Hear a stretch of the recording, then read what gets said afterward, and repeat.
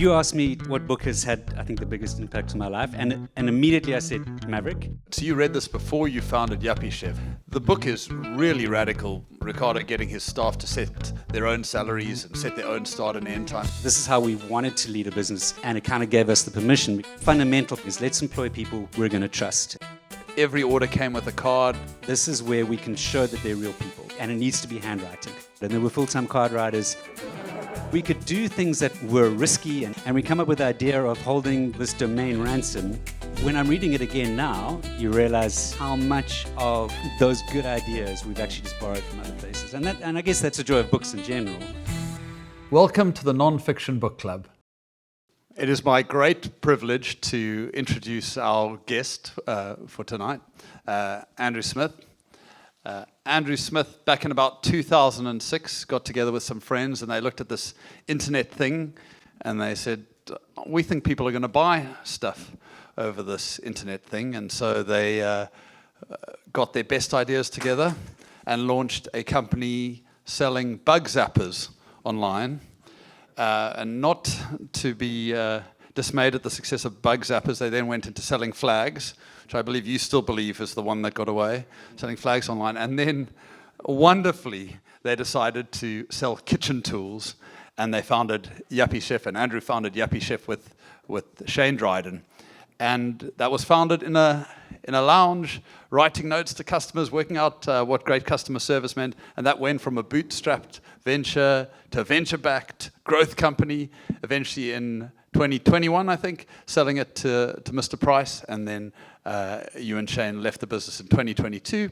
And since that time, Andrew and Shane have again founded Brave Hardy, a very cool outdoor e-commerce site, and they're also investors in various things. But why I'm so excited to have Andrew here as our guest is he is a very thoughtful leader, a broad reader, and just a wonderful human who I always enjoy his opinion on everything. So wonderful to have you, Andrew. Thank you for joining us. Thank you, John. Seeing as you are the MC and the organizer, on behalf of everyone, thank you for putting this together. I remember John saying a few years ago, he says, that group of people, I don't think I can hang out with them anymore. They never recommend me any good books to read. Do you remember telling me that? Yeah. So recommending John a good book to read is an important love language of his. So he decided to organize an entire event to recommend books to you. Thank you. I'm feeling the love. Well, Andrew, I asked you what book would you like to discuss if there was a book that had really affected you, and you picked Maverick, a book which is really, really hard to get a hold of. When I spoke to Exclusive Books Cavendish today, they last sold one in 2018. But I did manage to buy one in Cape Town today, so that's good.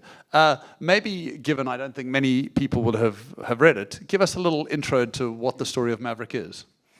Yeah, so you asked me to what book has had, I think, the biggest impact on my life, and immediately I said Maverick, and I haven't read it for 25 years myself. I think it was sort of early 2000s that I read it, and it just popped into my head. This is actually your copy, but my copy looks identical to this, except I think I left it in the Yuppiechef library.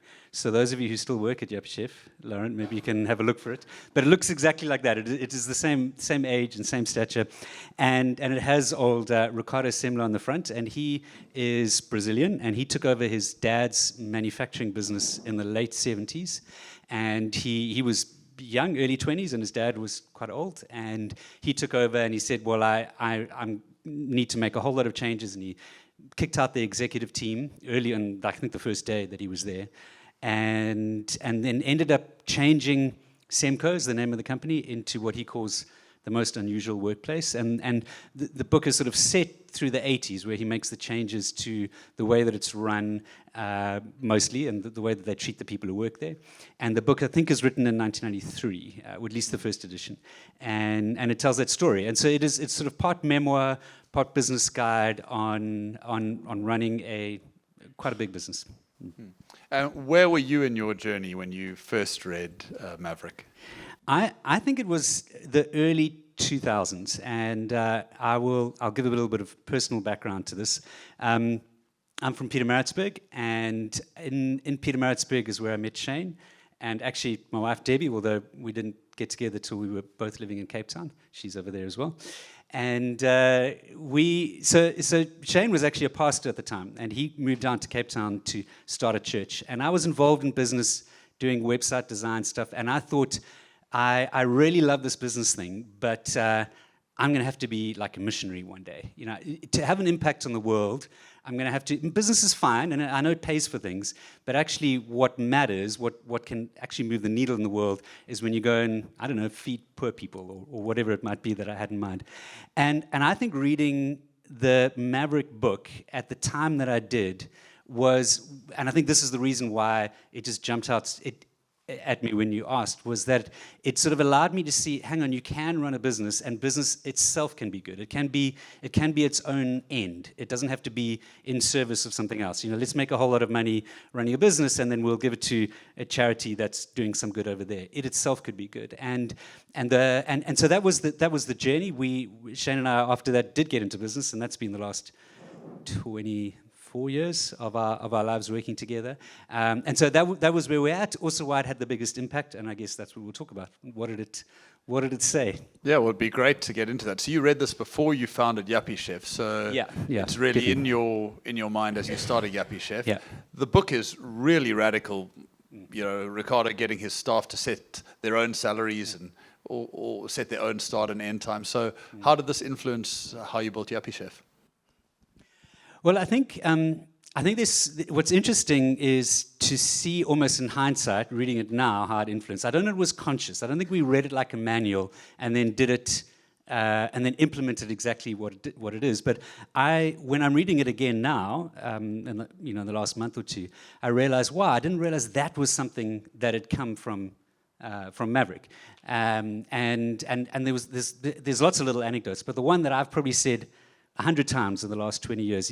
There's this concept of hepatitis leave, and comes up in the book. And hepatitis leave is when someone feels indispensable. They feel like I can't take any time off. I can't even take half a day off, let alone leave, because I'm too important here. Well, they're not using those words, but that's what they're thinking. And Ricardo said, well, what if you suddenly got hepatitis and you're in hospital for 3 months? You know, we would have to survive without you. So I think you should do that. I think you should take 3 months off.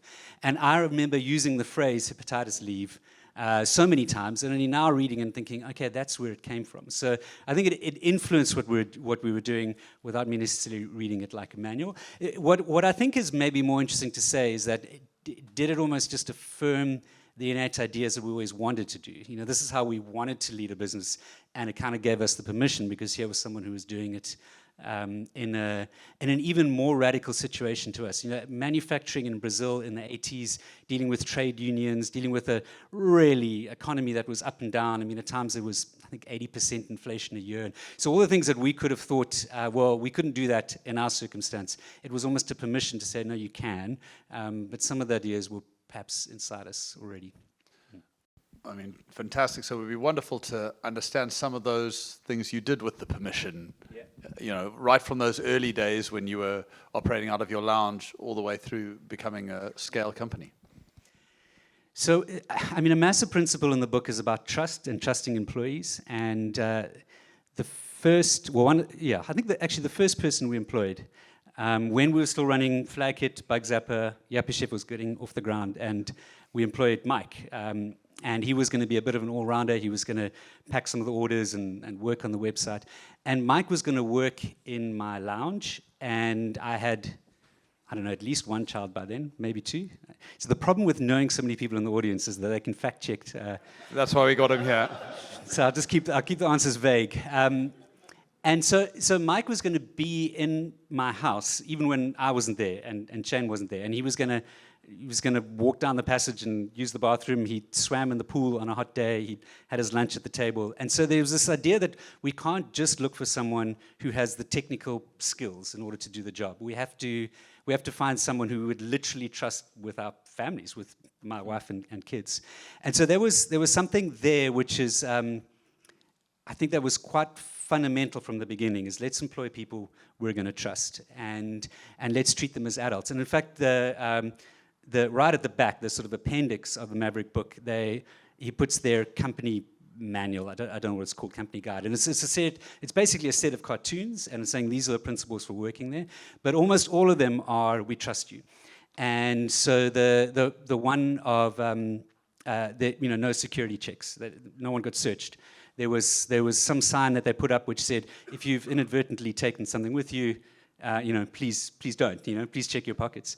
And we all the time of running Yuppiechef, we never had security checks. We didn't pat people down as they were leaving. And it started with this principle of, well, we trust you, and we also know you're someone who, you look after your kids, and you go to you help out at the school, and you do all those other things in the rest of your life. When you come to work, we should treat you as a responsible adult, a responsible human. And so I think that was that was an example of something which is, I guess, rooted in trust, and that spilled over into the Semco guide of how do you expense things when you travel. And it's basically, well, if you were paying for this trip yourself, what would you spend? Do that. And I don't think we ever had guidelines or anything about how would you go about expensing a trip. I don't know. Don't think so. Shaking his head. It was a similar principle. Spend it like it's your own money. And so those things of let's run this business with trust and with common sense. Those are the foundations. I think some of the things get quite radical in his book. Set your own salary. We certainly didn't do that. And I also don't know how much of it is sort of hyperbole, or he's trying to swing the pendulum to the far extreme and create quite an outrageous statement which makes you think whether they even implemented it fully. I don't know. I'm not suggesting he's lying about it, but perhaps it's selective in the story or the timing of the story or what it does. But there's a similar thing there. I mean, they implemented profit share in a... I don't think we copied their model or their system at all, but they decided they were going to give away 23% of their profit to the team, the staff, and then they basically told the company, well, you decide how that should be split up. Generally, that was then I think it was broken into groups or divisions or something. They tended to split it, just divided by the number of employees, so everyone got the same. I don't think that's a particularly good idea, but the one line that really stood out for me is you can't... implementing profit share without having a deep trust and having your team knowledgeable about what's going on doesn't achieve anything. And so you have to start with them understanding where profit comes from and what moves the needle a bit, and then you can share profit share. If everything is opaque and everything is hidden from the team, and then you decide, well, let's motivate the team by sharing the profit, it doesn't achieve that. And I think so we'll perhaps have taken some of the principles of something like profit share without perhaps maybe an overly extreme way of implementing it. Okay, and it does really feel like the other side of trust is making sure you give people the context and the understanding for that. The treating people like adults and expecting them to take responsibility is really interesting to me, because part of that is also acknowledging when you've made a decision that is no longer true, is no longer the right way forward. Were there times where you really had to reverse or change the course for some of those decisions you had made at Yuppiechef? I mean, we made a lot of mistakes, for sure. And there's a lot of things that we did which we then had to undo. So maybe I'll answer your question in two different ways. The one is sort of business decisions that we made, which we then had to perhaps step back on. And so something like there was free delivery on everything, and then in about 2015, there's no longer free delivery on everything. Now, that doesn't mean it was a mistake. It was just a change of decision. But we've spoken for so long about why there will always be free delivery, even if it's a spatula to Kuruman, it doesn't matter, and we're going to be generous in that way. So that's an example of something which is we did it and then we changed our mind. There will be other things like selling beer. It's a terrible idea to try and sell beer online. We did that. It didn't work. We stopped selling beer, actually only in COVID, when we finally decided, okay, that's enough. We can't do this anymore. So those are sort of business decisions that we changed our mind on. But there's maybe another thing which I touch on this. It's not exactly what you asked, but something which is interesting is quite clearly Ricardo Semler says this idea of we're not a family. And I think when we say the word trust, you can automatically jump to going, well, businesses should be like a family. And I remember one very clear circumstance where someone stole something from us in the within the company, and we knew that it had been stolen, and we said, come forward now, and they didn't. And then later, when we found out that they had, we then had to in their employment. I don't know what the correct legal term for that is. I'm just going to say they were no longer employed for us. You did the appropriate legal thing at that time. There we go. And I spoke in front of the company, and I said I had stolen from my parents when I was very young. I went into the little tray that keeps their cash, and I took the coins. And as I was sort of sneaking back down the passage, my parents bust me. My dad bust me and said, "Hey!" And I didn't get kicked out of the family. I remained their child. And so I said this in front of the company, and I said, Yuppiechef is like a family, but we're not a family. If you steal from us, your employment will end. And so there's an idea that that trust and treating like a family and this sort of kumbaya nature of it has to end sometimes. And I don't think we ever made the mistake of going too far, but there were at times things that we have to say, well, there is a limit. There's a limit to what we do. In fact, maybe we've gone a little bit too far and we have to pull it back, which is maybe different to a mistake, but there were boundaries for sure. Yeah, there's the trust piece, but I guess when people say, "Oh, I'd love to trust my teams, but I'm worried about people taking advantage of me." So I guess that's a little bit of what you're saying, is that still having the limit and the clear expectations around people. Yeah, and I think work from home is a fascinating topic at the moment, and work from home is fraught with this idea of do we trust people to do this? And interestingly, Semler writes about working from home in the 80s and how important the fax machine was for when he worked from home. It wouldn't have. We kind of think of, well, COVID was the time people started working from home, and he talks about how it's there's less distractions and it's so much better, and you don't have to sit in traffic and all the reasons that people say, but it requires trust. But what comes on the other side of trust was, well, I don't think you should be able to work from home because I don't trust that you're actually getting enough work done, and I think you have a sleep on the couch after lunch. And so how do we weigh up those two things? I don't think there's easy answers for that, but good questions. Well, you had to wrestle with them because you led a business through COVID. Where did you settle on the work from home? So I'm not a big fan of work from home myself now. I mean, obviously COVID forced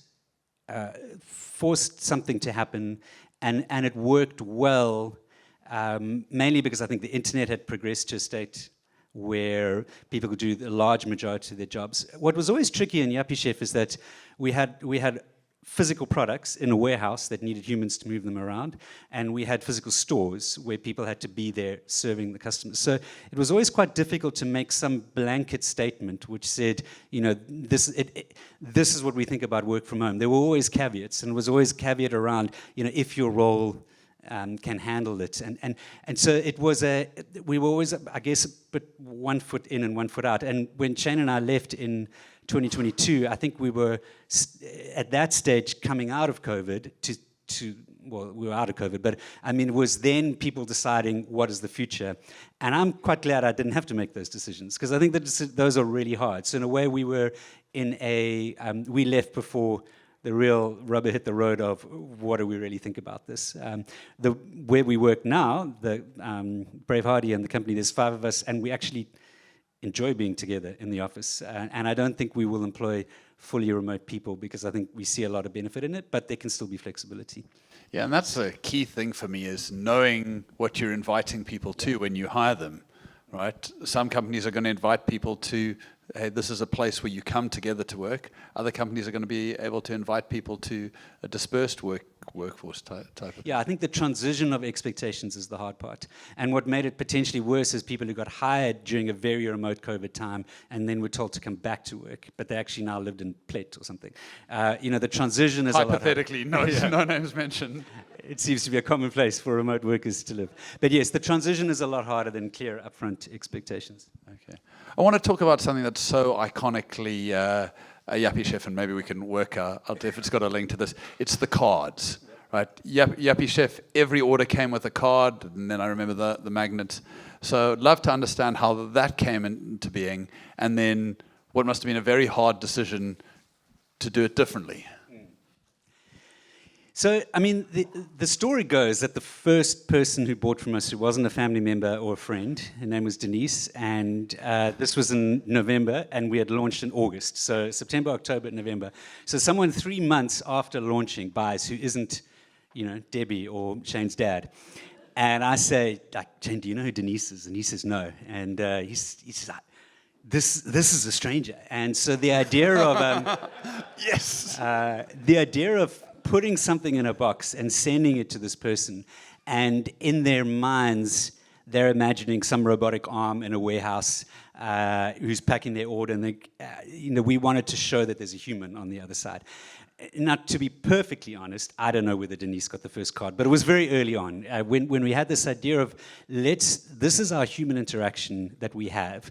This is where we can show that they're real people, and it needs to be handwriting. It wasn't actually a card; it was an A4 piece of paper. The first one, dear, let's just say Denise, thanks for ordering from us, and it was put into a silver envelope that we bought from Mary Pack, probably 5 at a time. I don't know. And that's what it always was. There were never templates. There were never. We tried to say something about the order, so it was whoever was writing the card saw what was in the order on a screen, not the physical products, but then and what the person had written before. So there's a human here. They know who you are. They know what you've bought, and beyond that, write whatever you want to write. And it was for a long time. I'd say maybe 10 years. The system actually didn't let you send the order without a card. You wouldn't be able to sort of complete the process. Every order had to have a card, and there were full-time card writers, and then there were everyone else chipping in. You just glossed over it. There were full-time card writers in the Yuppiechef business. There still are, Lauren. Yeah, still are, multiple. There were full-time card writers, and then everyone else filling in those gaps. So there'd be an urgent message like, help, write some cards, and we would write some cards. There's probably someone who got a card from Andrew or Shane, even though we didn't. A few hundred over the years. But I think there's been more than 1 million. I don't know what the number is, handwritten cards. And the time came when I think two things. One is we said we're going to stop writing cards because we thought it's now losing what it's supposed to be. It's supposed to be a human on the other side feeling like they're connecting with a human. And when you receive the 50, let's say you now regularly buy coffee or something that is regular, and you get the 15th card saying, "Dear John, thanks for buying coffee," like it's become something less meaningful. And then on the person writing the side, and it just becomes, and the card writer can write, I don't know, 150, 300, something in that range of cards a day. It doesn't actually mean anything. And so we actually said we're stopping, and then we realized, no, we can't stop, and we undid it. But we changed it at some point to saying, well, let's write as many cards as we can, and we'll prioritize first-time buyers and people we haven't written to for a very long time. So if you ordered 3 times in a week, you might get it once, but you're not going to get all 3. But it's something that's so iconic. Even now, if I say to someone, somehow my background comes up about working at Yuppiechef, they will mention the cards. And so something which is, there's trust towards employees, which I think, let's bring it back to... Good. Bring it back to Maverick. There's trust towards employees, and then there's some level of trust or generosity towards customers, which I think is quite... It wasn't just about the cards, it was also about the way that we would do, here's a 200 Rand voucher without you having to spend 1,000 Rand. It's just a 200 Rand, just have it. Or free delivery, even when it's very obvious or whatever you bought didn't cost enough to cover the thing of delivery. That we have become quite jaded or cynical, that there's always a catch, I'm always being... roped into something, and when you actually just hit someone with something that's genuinely generous, either the time it took to write a card or a free delivery or a free voucher, it all comes in the same package of we're being generous, but then also like we trust that you're not going to abuse this customer. Yeah. Like we would trust a staff member not to abuse us. And I think people felt that and then felt more connected than they would have been if there was some other gimmick or trick involved. Yeah. It's incredible. One of the things that strikes me both in Maverick and in your story of things like the cards is a founder seems to have license, or a founder's son seems to have more license to do crazier things and to kind of go off the beaten path. Did you feel that? And certainly you've got insight into corporates. Do you feel like you have more freedom as a founder to do that? Yeah, absolutely. Who knows the Woolies Lovebird story? I'm not going to tell it in detail, but do you know the Woolies Lovebird story? Oh, my word, so few of you. 2010.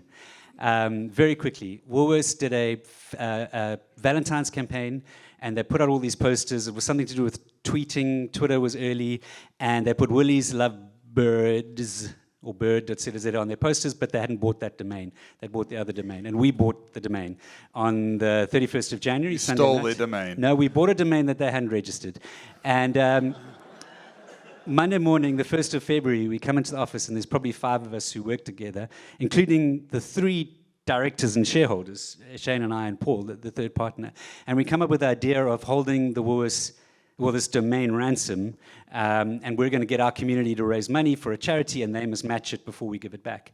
And we could make that decision in the 5 minutes we were sitting there on the Monday morning, because it was us. There was no legal department to ask. There were no shareholders, so we could do things that were risky and edgy. And to hear how that story ends, you'll have to read a book that's coming out at some stage. At some stage, yeah.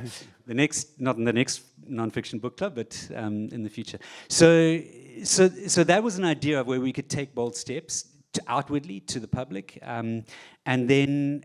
Yeah, internally as well. I remember quite clearly thinking, I could run around this building in my underpants, and the staff would go, "That's a little bit weird," but still respect me. Within your range of normal behavior. Yeah, absolutely. But just this idea that there is such an inherent trust because it's our business, but not just based on shareholding, based on people knowing that we're going to do what's in the best interest of the company and everyone else.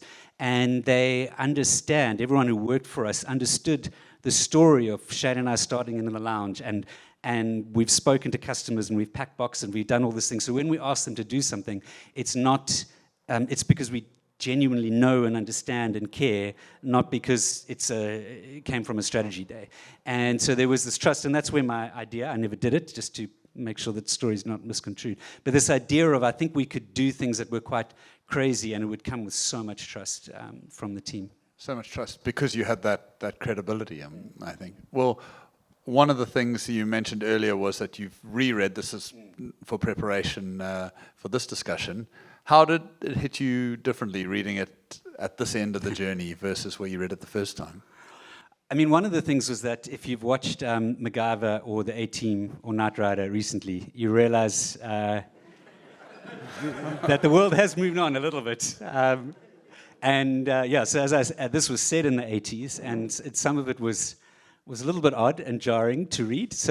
But my idea of MacGyver is so cool. But the reality of it today might have changed. So if you do go out and buy the second copy sold in the last 5 years in South Africa, I do warn you that some of the ideas are more powerful than the writing and the story. But I think some of the things that struck me was, when I read this with this sort of idealistic blank slate ahead, that we could be a company that did all these radical things. And now, 25 years later, you go, well, some of those were good ideas, but actually really difficult. Difficult to do at scale, difficult to do when we had outside shareholders and other people involved. Obviously difficult to do when we were now part of a bigger retail group. And so some of the kind of idealism was made more clear to me than when I read it the first time, where it just felt like, well, you can do anything you want. Of course. Yeah, just go for it. Do it all. So that was those two things, I guess, were on the negative side. The one is just that it's aged, and the other is that it is a little bit idealistic. But on the positive side, I think this is actually what I led with, just realizing, wow, this really was a big impact. And the interesting thing, not just this book, but books in general, I think we start thinking that all of the ideas that we have are original, that we came up with them in that sort of moment like of the genius. hepatitis. Yeah. And to realize how much of those good ideas we've actually just borrowed from other places, and I guess that's the joy of books in general, and not just this book in particular. And so I was definitely struck by that. Wonderful. Well, a closing question from me then. You've recently started Brave Hardy. You're at a different life stage, but with the same partner that started Yuppiechef. How are you approaching Brave Hardy differently to how you approach Yuppiechef? Well, we letting everyone set their own salaries as long as it's zero. All right. You're leading in that. It is still hard to start a business, I'll tell you that. I think that we started Brave Hardy in December 2012. 23. And I think we thought, the internet and e-commerce has moved on. We know what we're doing. We've got more resources. And who's here? I can back this up. Laura's here. In March last year, I think there were 4 sales in the month of March. And so realizing, wow, this is still hard, even though we're with everything that we know. But I think, but there's some other things that we're trying to do the same. We don't handwrite cards, but we use WhatsApp as a messaging platform, and we're incredibly, I think, just honest. Every now and again, because nobody else can help a customer, I have to help them. Everyone else is away or on leave. And I start by saying, I'm not the product guy. I don't even really know about outdoor and camping, but here, let me try and help you. And so that idea, it's the same thing. It's still trying to be human beings. Yeah. And we don't do it in handwritten cards, but we do it, let's just say, in the way that we answer WhatsApp. So I think same principles, but done differently because we're in a different era now. The authenticity to say, let me ask Shane. Yeah. The product guy will be back later. Yeah, for sure. Lovely. I think there may be 1 or 2 questions if we can do them quickly. It's Mazda guy. Yeah. All right. Let me bring you the mic. Hi, it's Jonathan from Rather Chat. Sorry, this is not a Civitas event, so. So my first question: we have a relatively small team, around 30 people, and there's a huge amount of trust within the business, and I think a big part of trust is recruiting the right people. But just understanding, does trust scale as you would hope it would, or do you reach a point where it's just like, okay, now there's just too many people and too many dynamics and politics emerging that throw that off course? Yes, I think it can scale. I think it is very difficult, and some things definitely change. There's certain things that they're not necessarily tricks, but they are things that are important. So I'll tell you one anecdote. Maybe that's the best way of saying it. When we left August 2022, we left Yuppiechef, and the team there made a book for Shane and I, full of photos and stories and everything, and was quite amazing to see what people remembered. And there was more than one that was along the lines of, I remember the first day we were sitting in the kitchen, and you came down and sat next to me with your lunchbox, and you knew what my name was. And that's what someone remembered 5 years later when we were leaving. And so I think it's like, well, what is that? What do you need to do? Mainly the leadership, but it then spreads out from there. What are the things that are actually, I'm not good with names. I don't like sitting next to random people at lunch, but I know how important it is, and I'm going to prioritize doing that in order to have those. Now, does that person a sense of I don't want to let this company down, I don't want to steal from them, I don't want to steal from Andrew, he's the guy who sat next to me at lunch, and the temptation when it gets bigger is to kind of put a lot of layers, separate things out, and so I'm over here and you're down here, and I don't have to actually deal with the issues that come up in the meantime. It is one of the things from the Maverick book, is trying to keep the structure as flat as possible, because I think that makes a big difference to the trust that can continue. It is a lot harder, and there are small things that can be done to have it scale to the best of everyone's ability. Great. Well, Andrew, thank you so much for sharing your story, for sharing how the book affected you. I think you're always honest and vulnerable when you share, and I really appreciate that. So it's just been a brilliant discussion. Thank you so much. Yeah. Thank you, John. A big thank you to our headline sponsor, Innate. Next time you're talking to your financial advisor, ask them what platform they're using to manage the administration of your investments. If they say Innate, you can take comfort knowing they're using technology to work smarter and serve you better. Visit innate.co.za to find out more. A reminder to sign up to our newsletter to always be the first to hear about book reviews, interviews, and to get book discounts on great books from our book partners' exclusive books.